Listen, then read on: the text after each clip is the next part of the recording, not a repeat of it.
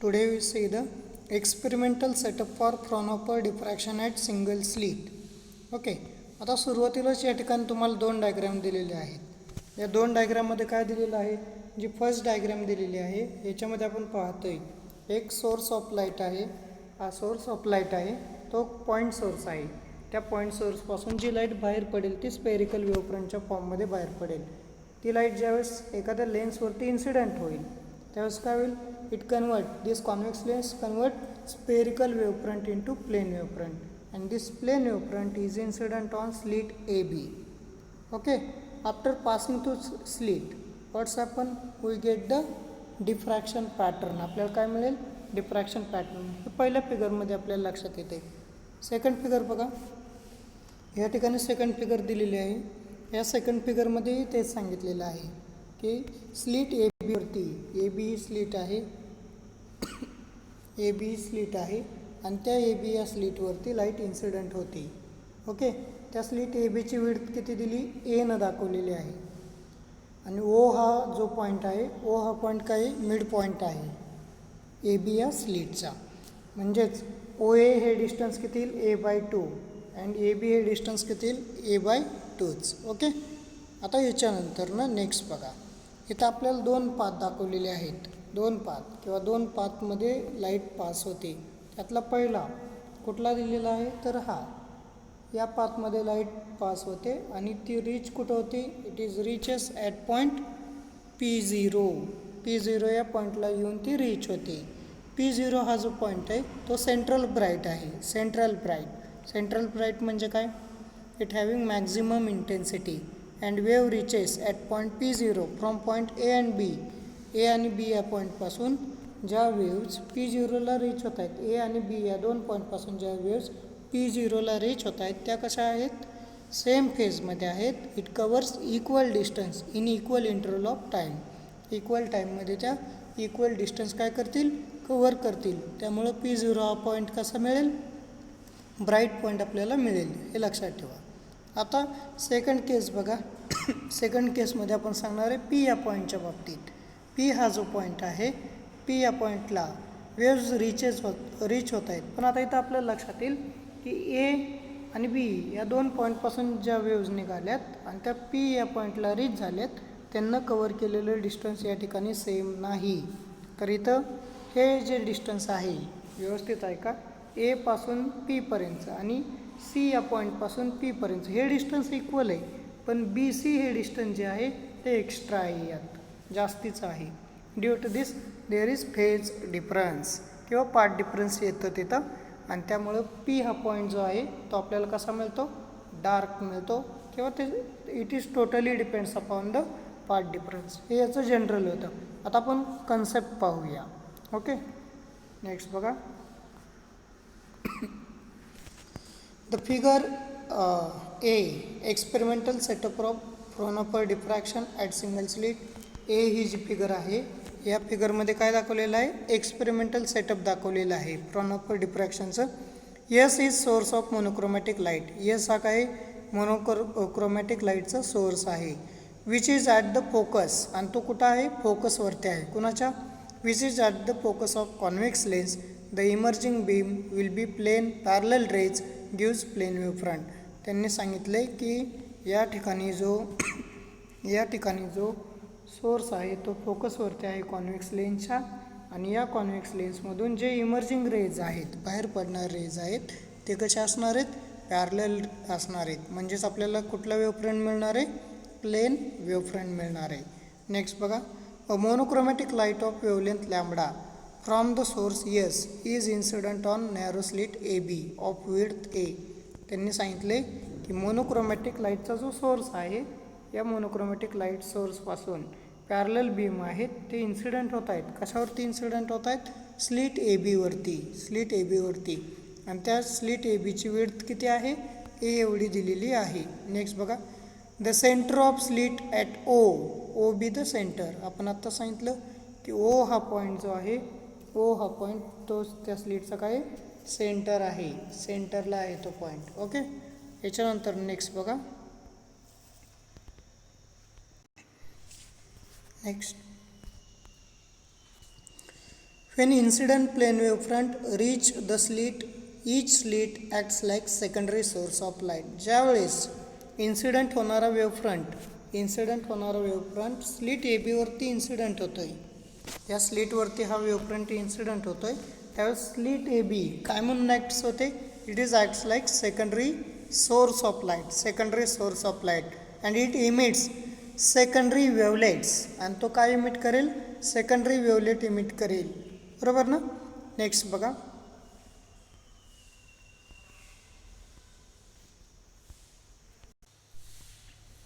Next सांगितलं आपल्याला diffraction pattern is obtain on screen place at a focal length of converging lens M N the distance D. याचा meaning काय होतो की या ठिकाणी जी स्क्रीन ठेवलेली आहे, ही जी स्क्रीन आहे, ही स्क्रीन किती अंतरावरती आहे? फोकल लेंथ एवढ्या. कोणाची फोकल लेंथ आहे? या कॉन्व्हर्जिंग लेन्सची. त्या अंतरावरती ती ठेवलेली आहे आणि या स्क्रीनवरती आपल्याला काय मिळतं? डिफ्रॅक्शन पॅटर्न स्क्रीनवरती मिळत आहे त्या. ओके, आता सेंट्रल मॅक्झिमासाठीची कंडिशन पाहणार आहे आपण. When light falls on the slit it becomes a source of secondary wavelets. ज्यावेळेस स्लिट ए बीवरती लाईट इन्सिडंट होते त्यावेळेस स्लिट ए बी काय म्हणून ॲक्ट होते? It is acts like source of secondary wavelet. Secondary वेवलेटचा सोर्स म्हणून act होते. This wavelets are initially in phase and spread out. या ज्या सेकंडरी वेवलेट्स आहेत, म्हणजे स्लिट ए बीमधून ज्या वेवलेट्स बाहेर पडतील, या ज्या वेवलेट्स आहेत सेकंडरी वेवलेट, यातून बाहेर पडणारे या वेवलेट या इनिशियली सेम फेजमध्ये असतात. And reaches at point P0. आणि फायनली कुठं रीच होत आहेत? तर पॉईंट P0ला रीच होत आहेत. ओके, नेक्स्ट बघा, let O be the centre of slit A B. O हा सेंटर आहे, आपण या डायग्राममध्ये पाहिलं. O be the centre of slit A B. Secondary waves parallel to OP0. Secondary wavelet ज्या बाहेर पडणार आहेत, या ज्या सेकंडरी वेवलेट आहेत, या सेकंडरी वेवलेट OP0ला कशा आहेत? या पॅरलल आहेत. And are in same phase, आणि त्या सेम फेजमध्ये आहेत.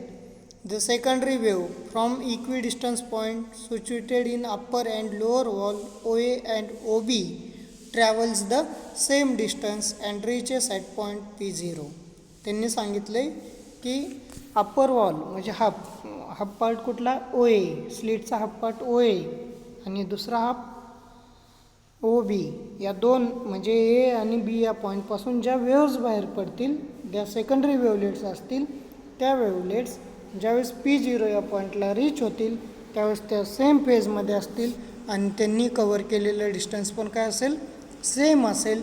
जर याच्यावरूनच काय बघा नेक्स्ट काय सांगितलं आहे? Hence path difference is 0. जर पार्ट त्यांनी कवर केलेले डिस्टन्स सेम असेल तर पार्ट डिफरन्स 0 येतो. Point P is having maximum intensity called as central maximum. याचाच अर्थ P0 हा पॉईंट काय आहे? त्याची इंटेन्सिटी मॅक्झिमम आहे आणि it is acts like central maximum म्हणून तो काम करतो. ओके, आता याच्यानंतर ना ही जी डायग्राम आहे, आता या डायग्रामवरून तुम्हाला हे सांगितलेलं आहे. काय सांगितलं आहे? की A आणि B हे जे दोन AB स्लिट आहे तिची विड्थ A एवढी आहे, आपल्याला माहिती.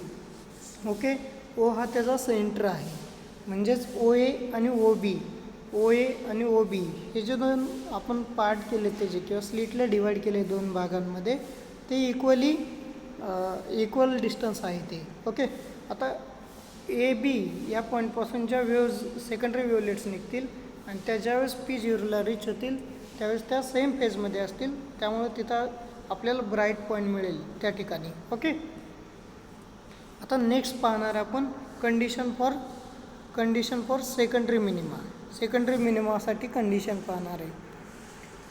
नेक्स्ट बघा.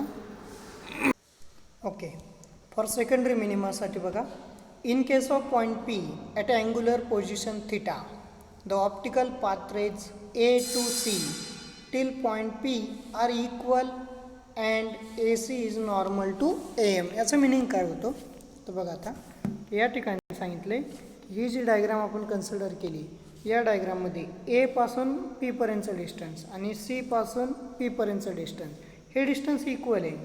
म्हणजे हे जर डिस्टन्स बघितलं आपण इथून P पर्यंत किंवा इथून P पर्यंत, हे जे डिस्टन्स आहे म्हणजे हे ए पी आणि डिस्टन्स कुठलं सी पी, हे दोन्ही डिस्टन्स काय येतं सेम आहेत, same, both distance are same.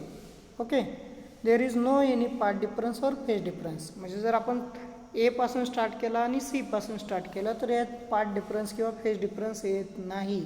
पण तोच जर आपण बी या पॉईंटपासून चालू केला रेज सेकंड रे, तर आपल्याला त्या ठिकाणी पार्ट डिफरन्स येतो. There is path difference. Okay, आता याच्यानंतर काय दिलं आहे बघा. Next, no path difference and phase difference between the rays. या इथं जे रेज आहेत त्यांच्यात पार्ट डिफरन्स किंवा फेज डिफरन्स येत नाही. The path of ray between A B and A C are for the net path difference और phase difference at point P. त्यांनी सांगितले की ए बी आणि ए सी या दोन रेजमध्ये, आता ए बी आणि ए सी कुठे आहेत बघा, ए बी कुठे आहे, हा ए बी, आणि ए सी कोण आहे, हा, यांच्यातला जो पार्ट डिफरन्स आहे, हा इथला जो पार्ट डिफरन्स आहे तो पार्ट डिफरन्स काय, नेट पार्ट डिफरन्स आहे for condition for secondary minima. तो किती येईल त्याच्यावरती डिपेंड राहील पॉईंट पीचं नेचर काय असेल. ओके, नेक्स्ट बघा. Next, if the path difference between two extreme rays is BC equal to A sin theta and let this is equal to lambda. हे कसं आलं की BC equal to A sin theta हे कशावरून काढलं तर या डायग्रामवरून, जी लास्ट डायग्राम आहे या डायग्राममध्ये आपण काय करणार आहे, इथं बघा या ठिकाणी तुम्हाला अँगल दिला आहे, हा अँगल किती थिटा आहे, एवढा अँगल आहे. ओके, जर आपण इथं साइन थिटा यूज केलं, साइन थिटा इक्वल टू काय येतं, अपोजिट साईड कोण आहे बी सी अपॉन हायपोटेनिस, हा जर परपेंडिक्युलर सांगितला आहे, सी या ठिकाणी अँगल किती सांगितलं आपल्याला 90 डिग्री. जर हा परपेंडिक्युलर असेल तर हा काय झाला ए बी, ही काय झाली हायपोटेनिस, मग ते आलं ए बी, आणि हेच असं लिहितात ए बी इक्वल टू किती दिलेली आहे ए. जर याला ए कन्सिडर केला आपण आणि तो इकडे आणला तर काय होईल B C equal to A sine theta and this part difference is equal to lambda दिलेला आहे. this part difference is equal to lambda. या इक्वेशनवरून काय येईल, या इक्वेशन आपल्याला इक्वेशन नवीन मिळालं a sin theta equal to n lambda. n is number of fringes, n lambda हे आपल्याला इक्वेशन मिळेल. आता याच्यानंतर ना नेक्स्ट बघा. नेक्स्ट काय आलं, thus the part difference between AP and OP is lambda by 2. तर आता टोटल पार्ट डिफरन्स लॅमडा असेल, टोटल पार्ट डिफरन्स किती घेतला, दोन वेव्हजमधला आपण लॅमडा घेतला, दोन वेव्हजमधला टोटल पार्ट डिफरन्स लॅमडा असेल, टोटल एवढा लॅमडा आहे पार्ट डिफरन्स. ओके, तर हा डिवाइड होईल, हाफ पार्टसाठी लॅमडा बाय 2, या हाफ पार्टसाठी लॅमडा बाय 2. ओके, तेच सांगितले त्यांनी, path difference for A O किंवा O B is lambda by 2. आता याच्यानंतर ना जर असं असेल की या दोघांमधला पार्ट डिफरन्स लॅमडा बाय 2 असेल, ज्यावेळेस या वेव्स रीच होतील स्क्रीन ए बीवरती त्यावेळेस आपल्याला काय मिळेल, we get the destructive interference. आपल्याला डिस्ट्रक्टिव्ह इंटरफरन्स मिळतं. इथं दिलं आहे बघा, if path difference is lambda by 2 such pair of point between O A and O will produces destructive interference at point P. जर पार्ट डिफरन्स लॅमडा बाय 2 असेल तर तो त्या ठिकाणी आपल्याला जो पॉईंट मिळेल तो डार्क मिळतो. This makes point P to be first minima for the point on the screen having path difference A sin theta equal to lambda, 2 lambda, 3 lambda, 4 lambda, किंवा त्यालाच आपण म्हणतो it is equal to N lambda. जर path difference N lambda असेल, actually आता हा basic difference आहे, कोणामधला हा बेसिक डिफरन्स आहे तर इंटरफरन्स अँड डिफ्रॅक्शन. इंटरफरन्समध्ये A sine theta equal to path difference equal to N lambda आलं तर आपल्याला काय मिळतो, ब्राईट पॉईंट मिळतो, आणि डिफ्रॅक्शन पॅटर्नमध्ये त्याच कंडिशनसाठी आपल्याला काय मिळतो, डार्क पॉईंट. आपण याचा कंपॅरिझनचा टेबल आहे यात दिलेला, तोही पाहणार आहोत. नेक्स्ट आहे तो, then the point will be dark, then called as dark fringe or secondary minima. त्यालाच आपण सेकंडरी मिनिमा असं म्हणतो या ठिकाणी. यात सिम्पल हे माहिती असलं पाहिजे आपल्याला की इथं जे रेज दाखवलेले आहेत म्हणजे ए या पॉईंटपासून एक रे निघतो आणि सी या पॉईंटपासून एक रे निघतो, यांच्यातलं डिस्टन्स इक्वल आहे. देअर इज फेज डिफरन्स किंवा पाथ डिफरन्स कशामुळे होतं? Due to this distance B C या डिस्टन्समुळे फेज डिफरन्स किंवा पाथ डिफरन्स येतो. आणि due to this point P is dark or bright, त्या पॉईंट पीचं नेचर त्या पाथ डिफरन्सवरती डिपेंड आहे. ओके, आता याच्यानंतर बघा काय दिलेलं आहे. लेट फॉर, आता आपण पाहणार आहे nth नंबरच्या डार्क बँडसाठी आणि nth नंबरच्या ब्राईट बँडसाठी, म्हणून त्याला नोटेशन दिले आहे वाय एन डी म्हणजेच काय? Fringe width for nth dark band, आणि वाय एन बी म्हणजे काय? Fringe width for nth bright. N म्हणजे nth आणि बी म्हणजे bright. Be the distance of, बघा नेक्स्ट दिले, be the distance of n dark and n bright point from the central band, त्यालाच fringe width म्हणतो आपण, किंवा ते डिस्टन्स दिले. आता बघा नेक्स्ट काय दिलं आपल्याला, एक फॉर्म्युला दिला आहे. या फॉर्म्युल्यात काय सांगितलं आहे? आत्ताच आपण पाहिलं A sine theta is equal to काय असतं? एन लॅमडा असतं. ओके, इथं काय दिलं आहे? A tan theta if theta is very very small. जर थिटा स्मॉल असेल तर आपण ही कंडिशन घेऊ शकतो, A sine theta is approximately equal to A tan theta, that is also equal to A आहे असा, टॅन थिटाऐवजी थिटा वापरला. पण थिटा का वापरला? कारण अँगल कसा आहे? It is very very small, आणि दॅट इज इक्वल टू काय असतं? N lambda. But we also know that, आपल्याला दुसरं एक इक्वेशन माहिती, theta N D is equal to काय? Y N D upon capital D, हे दुसरं इक्वेशन. आता हे जे सेकंड इक्वेशन आलं, हे सेकंड इक्वेशन इथं पुट करा, थिटा एन डीची किंमत पुट करा. हे या ठिकाणी काय करायचे? थिटा एन डीची किंमत पुट करा. मग काय येईल? फ्रॉम इक्वेशन 1 and 2, 1 आणि 2 वरून काय येईल? एवढाच पार्ट आता कन्सिडर करणार आहे आपण. ए आहे असं घेतला मी. ओके, थिटा एन डीची किंमत काय? Y N D upon D, इथं पुट केली, that is equal to N lambda आहे असं घेतलं. ओके, आता याच्यावरून वाय एन डी काय येईल? Y N D, yes Y N D काय येईल बघा. वाय एन डी इथं ठेवा फक्त, हा डी मल्टिप्लाय होईल म्हणजे काय आलं? एन लॅमडा कॅपिटल डी, आणि हा ए इथं मल्टिप्लाय होता, या ठिकाणी गेल्यावर डिवाइड होईल म्हणजे हे असेल. आणि हा जो फॅक्टर आहे लॅमडा डी अपॉन ए, त्यालाच आपण फ्रिंज विड्थ म्हणतो, फ्रिंज विड्थ किंवा विड्थ ऑफ फ्रिंज, आणि it is given by N W, N आहे असा डब्ल्यू. आता हे झालं कोणासाठी? This is condition for dark band. Bright पण असेच सेम पद्धतीनं, काही चेंजेस नाहीत, फक्त एक चेंज आपण करतो आणि तो चेंज आहे N is replace by N plus 1/2, की एनची किंमत रिप्लेस करायची, बाकी सगळ्या गोष्टी सेम.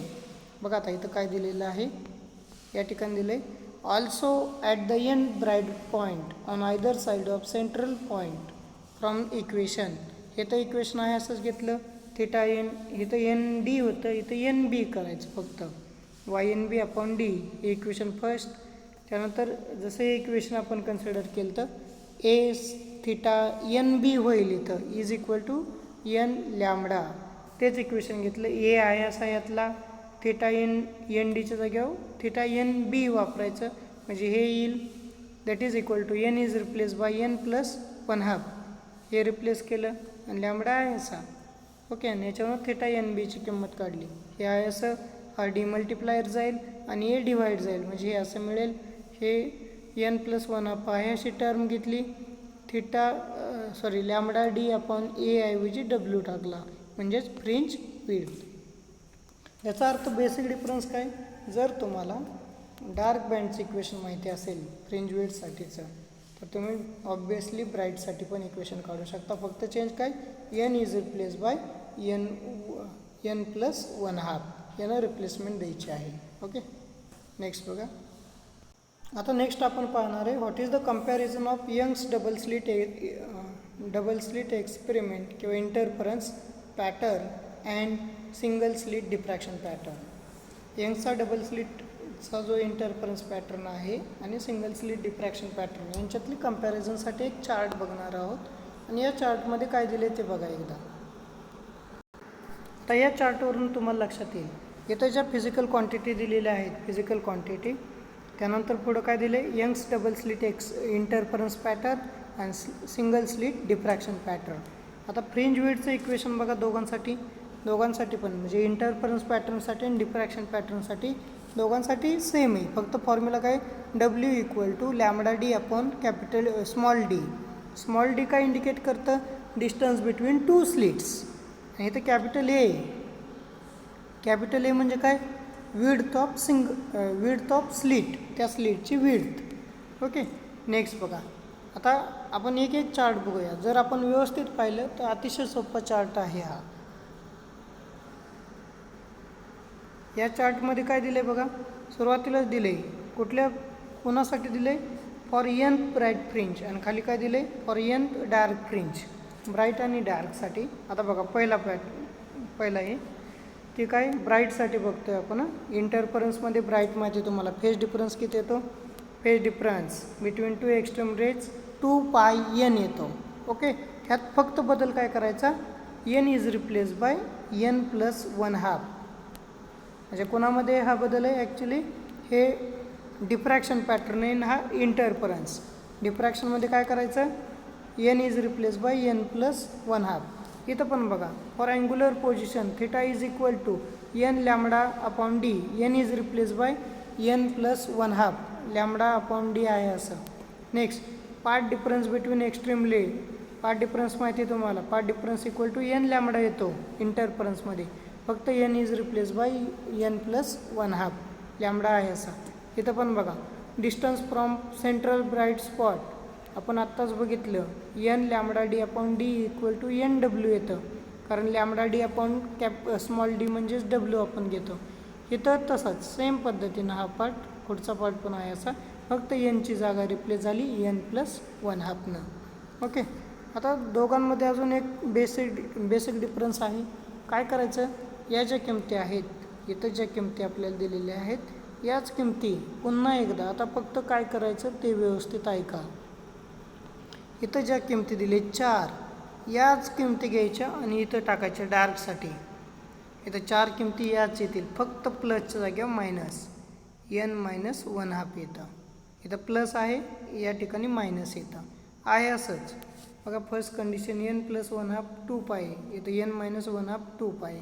दुसरी काय, n+1/2 लॅमडा बाय 2, इथं बघा n- फक्त प्लसच्या जागेवर मायनस, एवढाच. म्हणजे एक टेबल आला तुम्हाला, ब्राईट पॉईंटसाठीचं टेबल माहीत असेल, फॉर यंग्स इंटरफरन्स पॅटर्न आणि दुसरा सिंगल स्लिट डिफ्रॅक्शन, तर आपण ऑब्वियसली ते लिहू शकतो. आणि हाच या ठिकाणी जो दिला आहे यंग्स डबल स्लिट एक्सपेरिमेंटचा, तो कोणासाठी वापरायचा, परत सिंगल स्लिट डिफ्रॅक्शनसाठी. चेंज काय, फक्त काहीही चेंज नाही आहे असं, फक्त हेच उचलायचं आणि इथं टाकायचं. अशा प्रकारे हा टेबल आपल्याला या ठिकाणी दिलेला आहे. ओके. रिमेनिंग पार्ट जो आहे याचा, तो आपण नेक्स्ट लेक्चरला बघूया.